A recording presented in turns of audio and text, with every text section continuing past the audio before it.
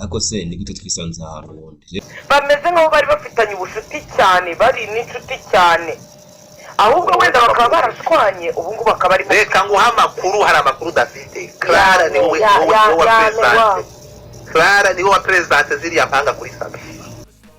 Leo bagezeyo, Clara ni inshuti ya Sabe mbere ya ziriya mpanga. Inshuti TV show. Right. Link people with friends. Mumeze neza aho muri hose. Nenda racizwe sinzi ahantu nabaga muri no minsi.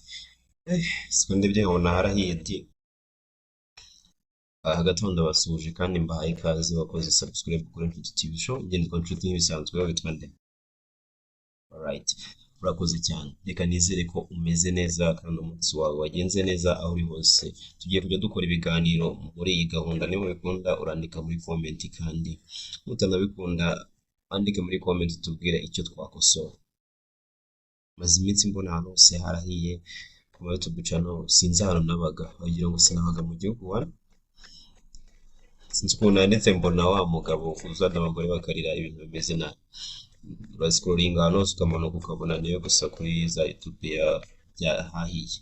Ariko se ni gute twisanze ahantu wundi? Rero tugiye kujya tuganira muri ubu buryo, tuganira mu tureba amaso ku maso, tunanyuzaho tukababwira utuntu twiza mwakabaye mukora, tunabarangira ahantu heza mwakwambarira imyenda y'abageni, abantu bafite ibirori bitandukanye. Nyandikira kuri 08552322 756 ni WhatsApp, cyangwa se udusure dukorera muri City Plaza floor ya mbere umuryango 5C. Meze fresh, right?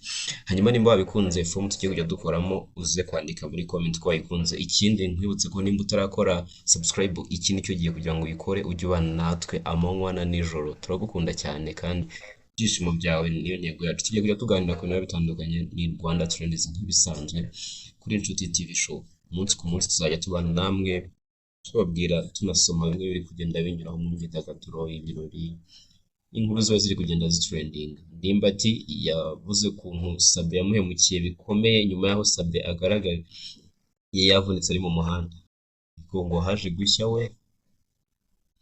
Ntise nibaza uburyo abantu babonye video umuntu aryamye mu muhanda agahita bimana igipangu yari amaze gusimbuka. Nyuma yaho za kubona uwitwa Pastor Claude wajya kutwereka igipangu yasimbutse ngo n'umuryango ugomba gusohokanamo. Biba biri kuvugwa ku mihanda. Tuzajya tuza tuyanyuremo buhoro buhoro, hanyuma tugende turushaho kumera neza aho uri hose.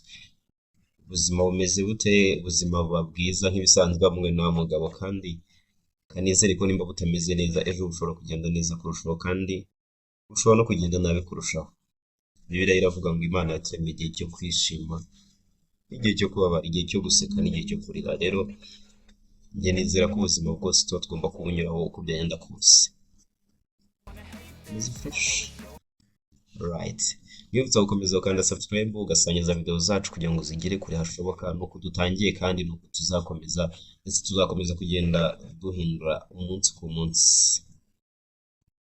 Ibihe byiza biganiro nakagaruka, kandi nuko dutangiye ndetse vuba turakomeza.